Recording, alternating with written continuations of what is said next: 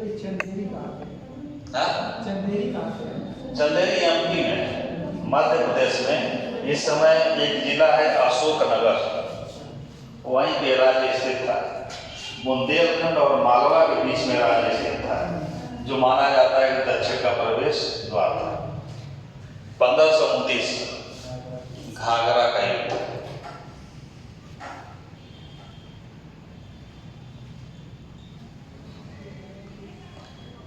एक तरफ अफगान और दूसरी ओर बाबर एवं मुगल। अफगानों का जो नेतृत्व कर रहा था वो था महमूद लोदी था। इसका सेनापति था महमूद लोदी, और दो सेनापति थे, एक था नुसरत शाह। नुसरत शाह बंगाल का शासक था।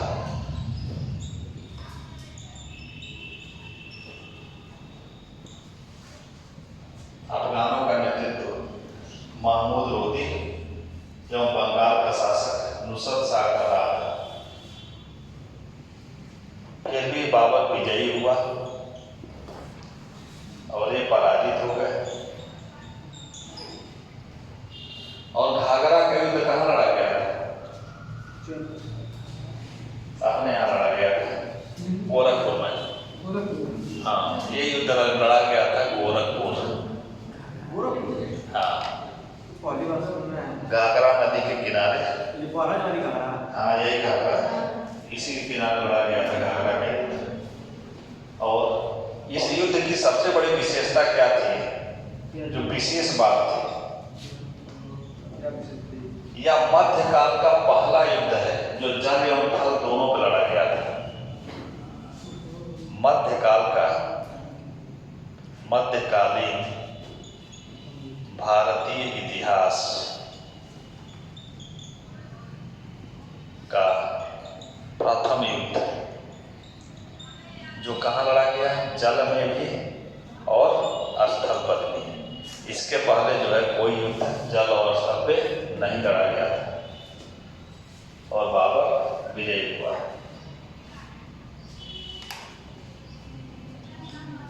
इसी तरह से करते हुए बाबर का अंतिम दिन आ गया, और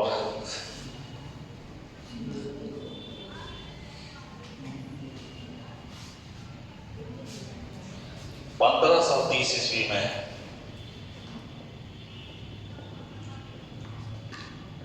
बाबर की मृत्यु हो गई। 1530 ईस्वी में बाबर की मृत्यु हो गई। इसमें भी दो मत हैं। कुछ लोग कहते हैं कि इसकी मृत्यु हुई थी इब्राहिम लोदी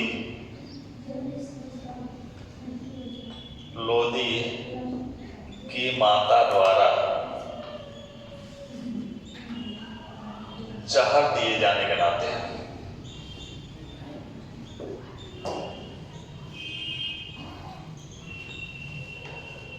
विद्वानों का एक वर्ग मानता है कि इब्राहिम लोदी की मां द्वारा जहर दिया गया, स्वीट पॉइजन, धीरे धीरे, और उसी से इब्राहिम लोदी इसकी जो है बाबर की मृत्यु हो गई।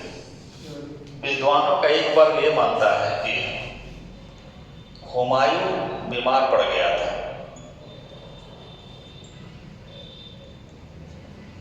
और ठीक नहीं हो रहा था। किसी वैद्य ने कहा कि यदि इसका सबसे कोई प्रिय खास आदमी, हुमायूं बीमार पड़ा था, और वैद्य ये कहे, ज्योतिषी और वैद्य, कि हुमायूं का जो सबसे प्रिय हो वह यदि उसके चारपाई के चारों तरफ घूम के कहे कि मैं ले लिया, हुमायूं की बीमारी को ले लिया, तो हुमायूं ठीक हो जाएगा। और मरणासन पड़े हुमायूं के चारों तरफ बाबर राउंड लिया इस कहते हुए, और कहा जाता है कि उसी के बाद हुमायूं ठीक होने लगा और बाबर बीमार पड़ गया और बाबर की मृत्यु हो गई। कुल मिलाकर आप लोग ध्यान रखना है कि बाबर कब मारा, 1530 ईस्वी में। सर ये जो लड़ाई हुआ था जल और फल में मान ले रहे हैं कि फल में ये अच्छा था, मजबूत था, ईश्वर तो खाना था, फिर जल में हुआ था तो इसका जगह भी नहीं था, फिर भी कैसे गिर जा रहा है? देखो, जल और फल का मतलब आज की लड़ाई के संदर्भ में देखिए, ताकि हम अस्त्र लड़ रहे हैं कश्मीर में और जल में लड़ रहे हैं कहाँ पे? हिंद महासागर आता है, बंगाल की खाड़ी या फिर जो है अरब सागर, काफी डिस्टेंस है। यदि एक ही जगह रह के थल सेना और जल सेना दोनों युद्ध करे और उसमें से यदि स्थल सेना पराजित हो रही है तो जल सेना अपने आप पराजित हो जाएगी। यह युद्ध बस यही हुआ था कि जो अफगान थे, अफगान जो है ये गंगा नदी किनारे थे, अर्थात बांग्लादेश से लेके यहाँ तक ये जल से अभ्यस्त थे। तो जल में भी इस तरह का नहीं है कि आज की तरह से बड़े बड़े बेड़े होंगे, छोटी छोटी नावें थी, उस नाव पे लेके जो है ये जल की तरफ से अटैक किए। युद्ध तो नदी किनारे हो रहा था, जल की तरफ से अटैक किया अफगान, स्थल पे भी थे, जल की तरफ से अटैक किए और फिर अटैक किए तो ये भी जो है स्थल पे लड़े। स्थल पे लड़ने में जब स्थल सेना पराजित हो गई तो उसके बाद से फिर उत्तर हो सकता है जल सेना भाग गई, ये भी तो हो सकता है। चलिए,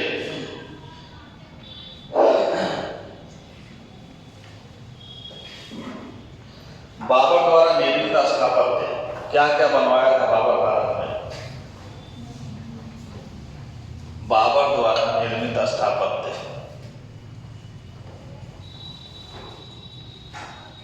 पहला काबुली बाग मस्जिद। स्थापत्य क्या क्या था इसका?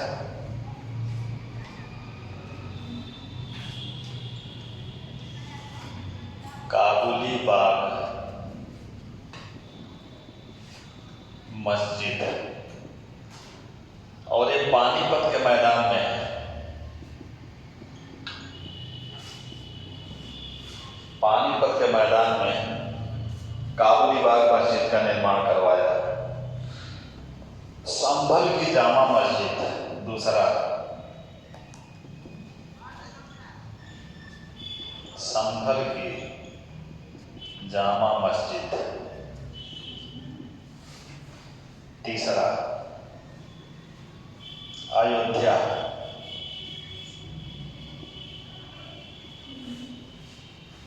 अयोध्या में जो मस्जिद बनवाया,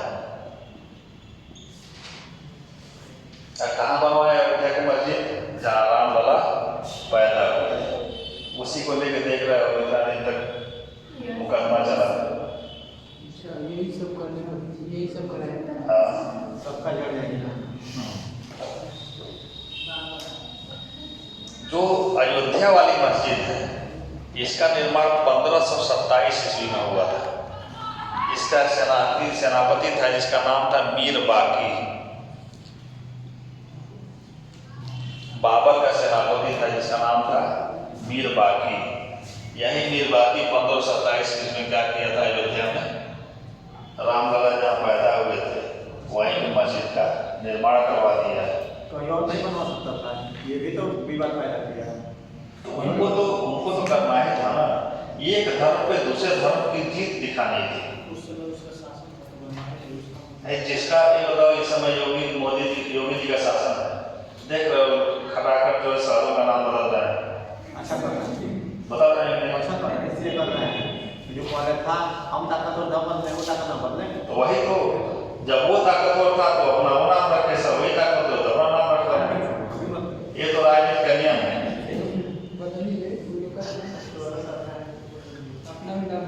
अब ये कम बदल रहा है, बहुत कम बदल रहा है। अब्दुल कलाम हमें को छोड़ के सबका जितना नाम है सबको चेंज। इंडिया में मुस्लिम भी रह रहे हैं, उनको विद्रोह नहीं करवा रहे। ये तो धार्मिक रूप से कट्टरता की बात है। कभी भी व्यक्ति को सहिष्णु होना चाहिए। और देखो जो भी सहिष्णु हुआ, बात सही है, बहुत अच्छी बात, हम देखो नहीं है, लेकिन यही समय सहिष्णुता हम लोगों को लेके जो दी है, हम सहिष्णु है, अगला नहीं है, अगला तो उसको तो मौका चाहिए। ठीक है। देखो जब कभी भी जब जिसकी आबादी कम होती है ना वह आदमी हर वक्त दूसरे से जो है डरा रहता है, सशंकित रहता है। और डरा हुआ व्यक्ति कभी भी कुछ करेगा तो बड़ी आबादी के खिलाफ कुछ बहुत बड़ा कर देगा। तो उसके लिए जब हम बड़े हैं, हम संख्या में अधिक, तो हमारा एक उत्तरदायित्व बनता है कि इन लोगों को जो है समझाएं।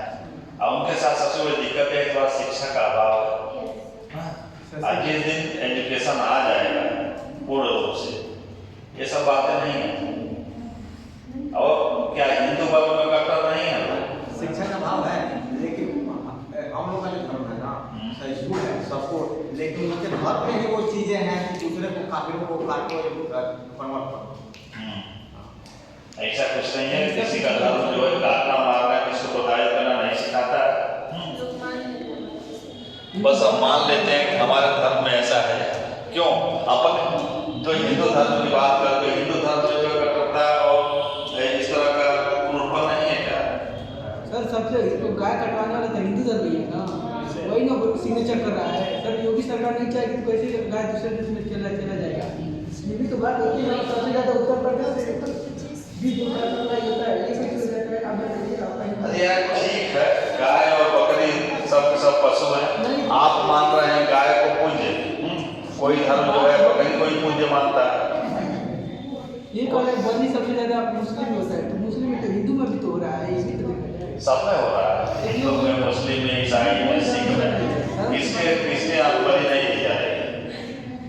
चलिए, बाबर के द्वारा किए गए प्रमुख कार्य,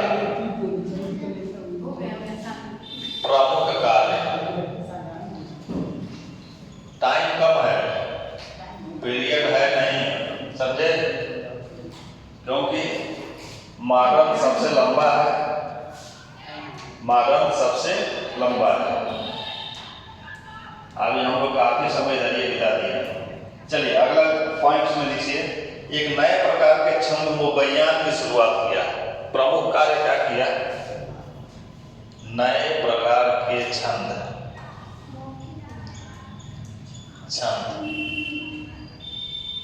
मुबैयान की शुरुआत, और इसी शैली में अपनी आत्मकथा लिखा जिसका नाम है तुजुक ये बाबरी। इसी को बाबा नामा भी कहा जाता है। ये कई बार पूछा गया है कि जो आत्मकथा लिखा किस भाषा में लिखा? तुजुक के बाबरी तुर्की भाषा में लिखी गई थी, तुर्की भाषा में। और शैली कौन सी थी? मुबैयान। मुबैयान शैली कौन होती है? इसमें गद्य और पद्य दोनों में जो लिखा जाता है, उसी को हम कहते हैं। या तो चंपू शैली अपने यहाँ चलती है, और उसी को जो है यहाँ मुबैयान कहा जाता है। हम लोग यूपीएससी में लिख के जाना चाहिए, तो हम लोगों को ये चीज़ लिखवाए ही नहीं। क्या इतना ये मुबैयान ये तो के बाबत ठीक है, लेकिन ये सब तो लिखवाए नहीं। यूपीएससी में जिसकी जरूरत होती है वो यूपीएससी में लिखवाता, और वनडे में जिसे वनडे। समझे भाई जी?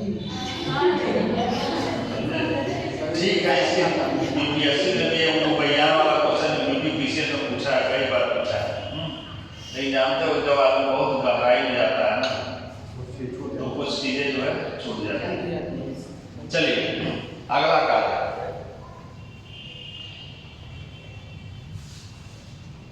दूसरा ज्यामितीय पद्धति पर।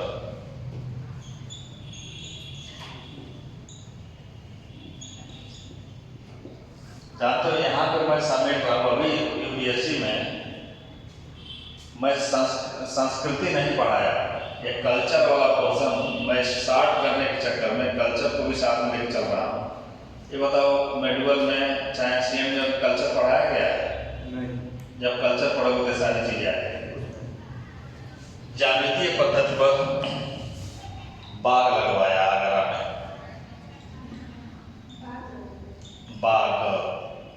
बागीचा। पहली बार भारत में बागीचा ऐसे लगा जिसमें ज्यामितीय पद्धति का प्रयोग किया गया है। ज्यामितीय पद्धति क्या है? लंबाई चौड़ाई का अपना जो है एक अपना आंकड़ा होता है, उस आधार पर लगवाया। इस तरह से बागीचे में क्या है, जहाँ जमीन खाली है पेड़ लगाते जाओ, ऐसा नहीं किया है। बागीचे को भी एक स्टैंडर्ड तरीका की माप दिया। इसी को कहा जाता है ज्यामितीय पद्धति पर आगरा में बाग लगवाया, और इसी को कहा जाता है आराम बाग। यदि क्वेश्चन पूछे कि आगरा में आराम बाग किसने लगवाया, तो बाबर ने। शाहरुख नामक चांदी के सिक्के का प्रचलन प्रारंभ किया। जो सिक्का चलाया बाबर, उसका नाम था शाहरुख।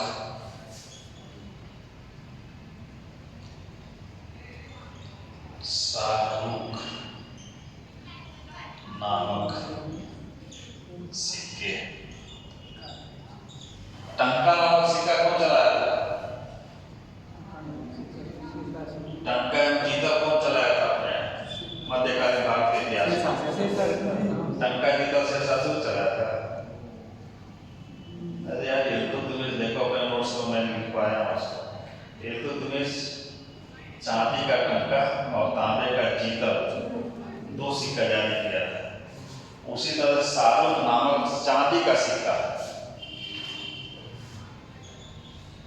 के सिक्के का प्रचलन किया। यदि यह पूछा जाए कि शाहरुख नामक चांदी का सिक्का कौन चलवाया था, तो बाबर ने चलवाया था। गज के बाबरी नामक पैमाना विकसित किया। गज के बाबरी, गज ए बाबरी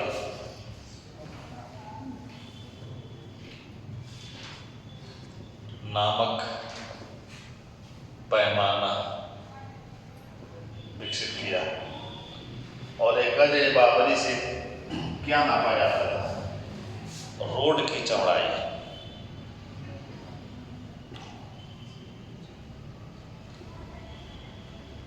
कि कितना चौड़ा रोड होगा, वो गज ए बाबरी से मापा जाता था।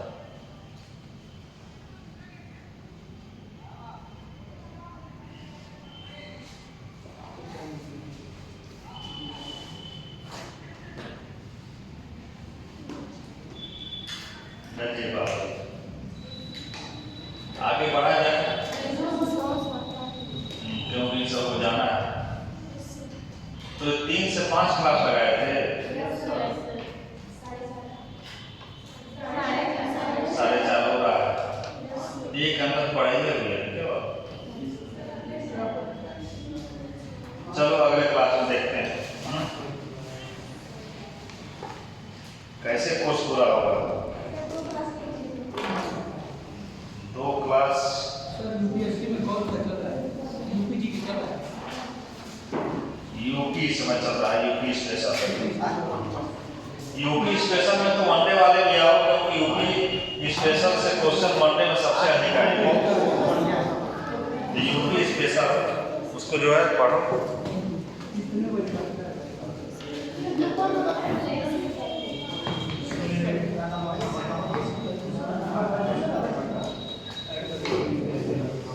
यूपीएससी में क्लास में लगेगा 1 तारीख के बाद कंटिन्यू। 1 तारीख से कंटिन्यू लगेगा।